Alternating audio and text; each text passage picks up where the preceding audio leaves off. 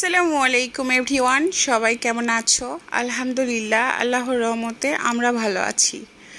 বৃষ্টি দেখলে না এখন খুব কষ্ট হয়। ইদানিং যতবার বৃষ্টি হচ্ছে ততবারই কষ্ট পাচ্ছি। বৃষ্টি হলে যতটা আনন্দ পেতাম বা মনে হতো যে কি সুন্দর বৃষ্টি, বাট এখন শুধু মনে হয় যে আল্লাহ দয়া করো আমাদের ওপর, তুমি বৃষ্টি দিও না। এখন যত পারো রোদ দাও, যত পারো গরম দাও, সব কিছু সয়ে নিব, কিন্তু এই রকম বৃষ্টি আসলে যারা বন্যা কবলিত মানুষ তাদের ওপর দিয়ে কি যায়। একে তো পানি আর পানি, তার উপরে যখন এই বৃষ্টি হয় বা বন্যা কবলিত মানুষদের পাশে যারা দাঁড়িয়েছে তাদেরও সমস্যা বেড়ে যায়। আসলে যতটুকু দেখছি, জানতে পারছি, কষ্টটা কিন্তু আসলেই বিশাল। যার কারণে বৃষ্টি হলে, যেহেতু ইদানিং প্রতিদিনই প্রায় বৃষ্টি হচ্ছে, এটা আসলে সেই সব মানুষদের জন্য অনেক আরও কষ্ট বাড়িয়ে দিবে। তো আজকে সকাল প্রায় 10:30-11টা থেকে ব্লগটা স্টার্ট করেছি, আর আমাদের নাস্তা হয়ে গিয়েছে সকালের। আর ওদের বাবা আজকে বৃষ্টির জন্য স্কুল অফিসে যেতে পারে নাই, যার কারণে ভাবলাম যে যেহেতু ও বাসায় আছে তাহলে 1 কাপ কফি হয়ে যাক।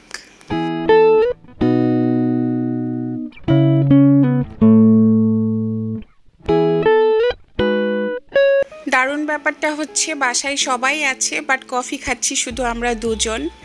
আর আমার দেবরও আজকে অফিসে যায় নাই, যার কারণে আসলে আমার দেবর একেবারে কফি খায় না, আর আমার শাশুড়ি তো চা কফি খাওয়া একেবারে নিষেধ। আর আমরা দুজন খেতে মন চেয়েছে, বাদবাকি মানুষগুলো বলেছে না না না না না। তো আমরা ভাবলাম যে আমরা দুজনে এই কফিটা এনজয় করি। আমাদের মানুষের জীবনটা বড়ই অদ্ভুত। কেমন বলি তোমাদের সঙ্গে। আমরা একটা বিল্ডিংয়ে থাকি, সেখানে ধরো একটা ফ্ল্যাটের মানুষ মারা গিয়েছে, বাট ওই দিনই আরেকটা ফ্ল্যাটে বিয়ে হচ্ছে। তো তাহলে দেখো মানুষের জীবনটা, এক বাসায় শোক, আরেক বাসায় আনন্দ। তো সেই রকম আসলে যাদের উপর বন্যা কবলিত এই একটা অবস্থা যাচ্ছে বন্যার ওপর দিয়ে, তাদের দুঃখের দিন হলেও কিন্তু অনেক মানুষ আছে যাদের সুখের দিন আছে। তো আসলে কারোর জন্য কোনো কিছুই থেমে থাকে না। রাব্বুল আলামিন এমন করে আমাদের মানুষের জীবনটা সাজিয়েছে যে একজনের জন্য আরেকজন আসলেই বেঁধে রাখার মতো বস্তু না, বা সময়ের তালে তালে মানুষের জীবনও চলতে থাকে। তো আমার হাজবেন্ড কফি খাচ্ছিল তোমার ড্রয়িং রুমে, আর আমি কফিটা নিয়ে একদম বারান্দায় চলে আসছি। আর বারান্দায় এসে এই যে দেখছো যে আমার ফুলের টবটা ভেঙে গিয়েছে, এইটা জাস্ট ওই কর্নারে ছিল, আমি এই পাশটাতে নিয়ে আসতে যেয়ে আসলে আমার হাত থেকে স্লিপ খেয়ে পড়ে ভেঙে গেল। তো আমার এত খারাপ লাগলো যে গাছটা কিছুদিন ধরে মারা গেছে, এই জিনিসটা আমি এখান থেকে সরিয়ে ফেললেই হয়তো বা এটা ভাঙতো না। এটা যেহেতু আমার অনেক পছন্দের একটা আসলে গাছ ছিল, গাছটা যেহেতু নয়, আর টবটাও অযত্নে রয়ে গিয়েছে। আসলে প্রাণবিহীন জীবন কতটার যত্ন পায়, তাই না?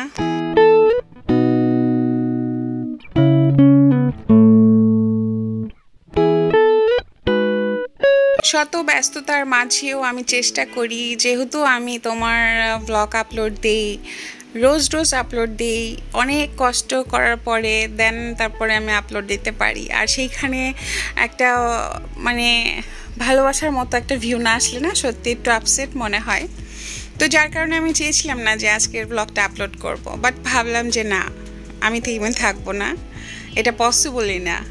আমি চেষ্টা করে যাব, ইনশাআল্লাহ একদিন ফলাফল পাবো। সো আজকে যেহেতু বৃষ্টি হচ্ছিল, তার উপরে আমি বললাম যে বাসায় সবাই আছে। তো ওদের বাবা বলল যে ফ্রিজে কিসের মাংস আছে, আমি বললাম গরু মুরগি সবই আছে।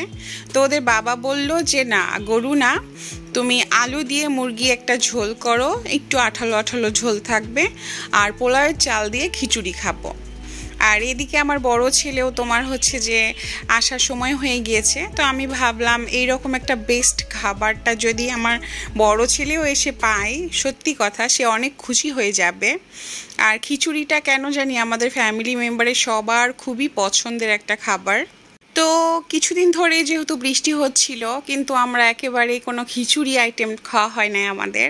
তো ওদের বাবা যেহেতু বললো, আর আমিও মনে করো সহমত পোষণ করলাম যে ওকে ঠিক আছে। আর যেহেতু একটু লেটও হয়ে গিয়েছে, আর একটা মাংস বা শুধু খিচুড়ি হলে আমার জন্য অনেকটা ইজি হয়ে যায়, যার কারণে আসলে চড়িয়ে দিলাম সবার পছন্দের একটা খাবার, লোভনীয় খাবার বলতে পারি। সত্যি এটা আমাদের একটা লোভনীয় খাবার। ওই যে বললাম না, কারো দুঃখের দিন আর কারো সুখের দিন। আমার এই যে যখন দেখো নর্মাল দিনগুলোতে যখন বৃষ্টি হয়, আমরা কিন্তু বাঙালিরা বৃষ্টি দেখলেই মনে হয় যে খিচুড়ি খাবো, চিতই পিঠা খাবো, হাঁসের মাংস থাকবে বা যে কোনো একটা মাংস থাকবে, মাংসর ঝোল দিয়ে রুটি খাবো, নানা রকম আয়োজন। বাট সে আয়োজনটা না, আমাদের বাংলাদেশের জন্য হয়তো বা একটু হলেও কমে গিয়েছে। এখন আমার মতো হয়তো বা হাজারো আমি আছে যে তারা চাচ্ছে না যে এখন বৃষ্টি হোক। তাদের একটাই দোয়া, আল্লাহ তুমি একটু বৃষ্টি কমিয়ে দাও, রোদ দাও, মানুষগুলোকে বাঁচাও।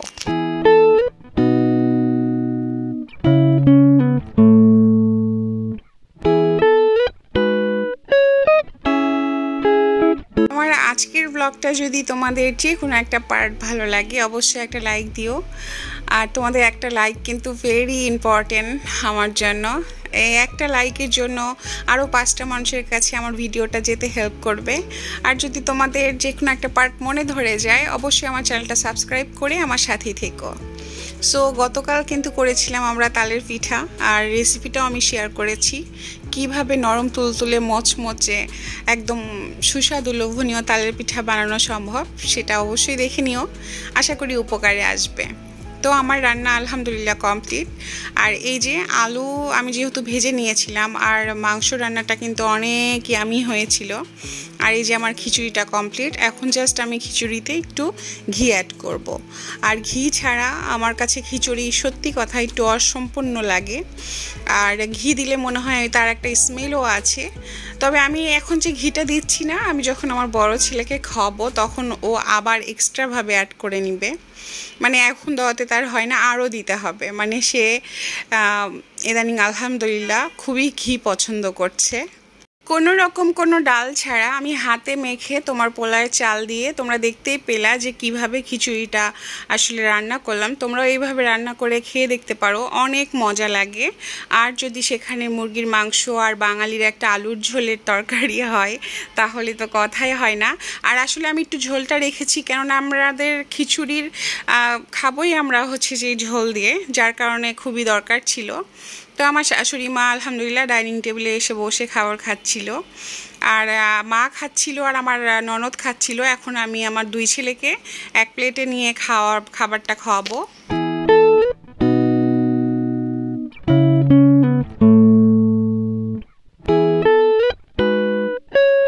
আমি ইদানিং না আমার শাশুড়ি বা আমার ননদকে বলছি, আমি কিন্তু এখন খাঁটি বাঙালি বউ। দেখেন আম্মা, বাসায় সবাই আছে, দেবর আছে, ননদ আছে, শাশুড়ি আছে, স্বামী আছে, সন্তান আছে, আমার মা আছে। সো এতগুলা মানুষকে নিয়ে আমার সংসার, এখন রোজকার সংসার। সো এখন মনে হচ্ছে যে না, আমি একটা আসলে মানে গৃহিণী, প্রকৃত গৃহিণী। আসলে যারা গ্রামে বসবাস করে, এখনও কিন্তু অনেক জয়েন্ট ফ্যামিলি আছে, তোমার সবাইকে নিয়ে সংসার করতে হয়। তোমার দেবর, ননদ আছে না, শ্বশুর শাশুড়ি, সবাইকে নিয়ে। তো সেই জিনিসটা কিন্তু অনেক ভালো লাগার, অনেক সুন্দর একটা মানে পরিবারের সবাইকে নিয়ে সংসার করা, যেটা আসলে আমার মতো মেয়েরা পছন্দ করে। অনেকেই কিন্তু এমন না যে তারা জয়েন্ট ফ্যামিলি পছন্দ করবে বা এইসব ঝামেলা মনে করে, বা এগুলাকে মনে করে যে কেন করব আমি, এরকমও কিন্তু হাজারো মেয়ে মানুষ আছে। তো মা বলে হ্যাঁ একদম ঠিকই বলেছ। তো এটা আমাদের হচ্ছে যে বিকেলের চা, আর চাটা খাবো এখন আমি আর হচ্ছে যে আমার ননদ, আমার মা। তো তাদের জন্য চা বানিয়েছি, কেননা আমি আবার আজকে যাব রাজলক্ষ্মী কিছু কেনাকাটা করতে।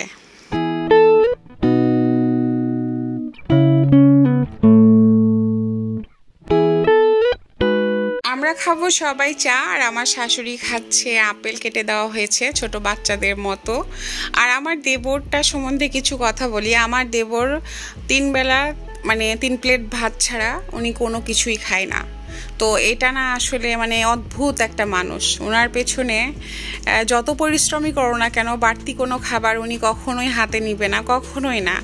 একটা অ্যাপেল দিবা তুমি, ওইটা 7 দিন আমার বড় ছেলের পড়ার টেবিলে রেখে দিবে। একটা কলা দিবা, সেটাও পচাবে। একটা আম দিবা, সেটাও খাবে না, এইরকম।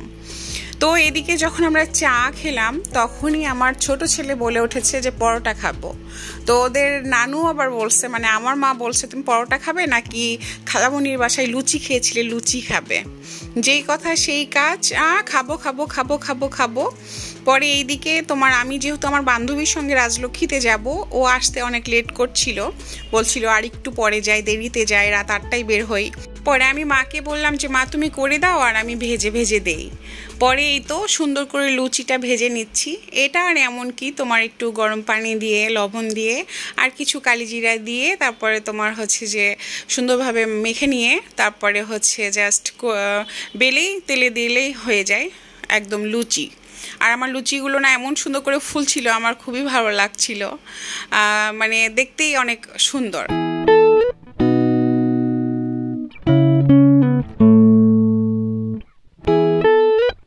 এই লুচি আবার তোমার মাংসর ঝোল দিয়ে বা ডাল দিয়ে, সবজি দিয়ে, আসলে সব কিছু দিয়ে মজা লাগে।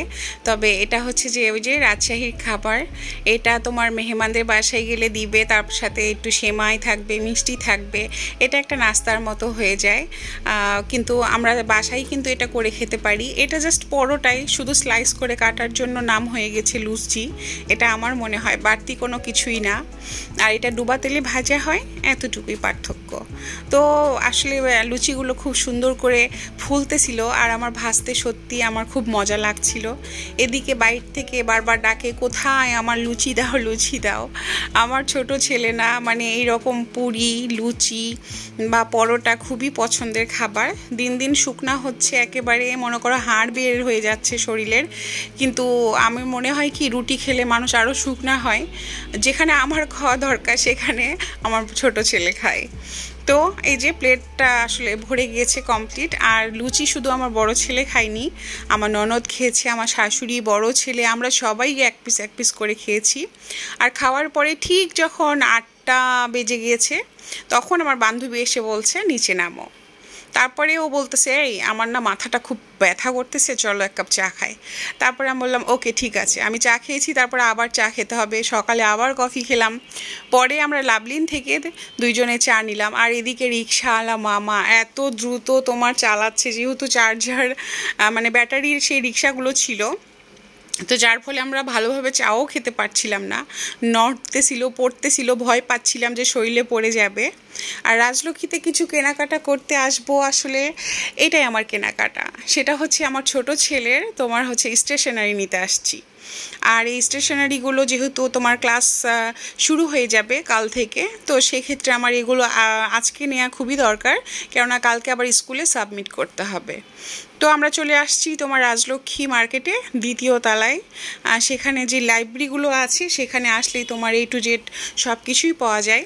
তো এখান থেকে আমি সব কিছু তোমার কালেক্ট করলাম। আলহামদুলিল্লাহ, আমি যে দোকানে আসছিলাম সেখানেই আমি সম্পূর্ণটা স্টেশনারি পেয়ে গেছি। আর এইসব দোকান আমার সেই মনে করো 8 বছর আগে থেকে এখানে যাতায়াত হয়, কারণ আমার ছোট্টবেলা থেকে ছিল, মানে বড় ছেলে ছোট্টবেলা থেকে না বইয়ের পোকা ছিল, তাকে বই কিনে দিতে হতো, এই রাজলক্ষ্মী আসতে হতো। তো অনেক দিন পরে এই বইয়ের দোকানে এসে না অনেক স্মৃতি মনে পড়ে গিয়েছিল। তো যাই হোক, আসলে আজকের এই ছোট্ট দিনের ছোট্ট কিছু একটা ব্লগ আমি আপলোড করলাম। তোমাদের কেমন লাগলো অবশ্যই জানিও। তোমরা ভালো থেকো, আমাদের জন্য দোয়া করো। সো আজকের জন্য আল্লাহ হাফেজ।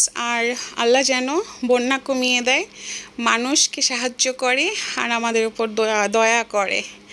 সো এই কামনাই দেখা হবে নেক্সট কোনো ব্লগে। আল্লাহ হাফেজ।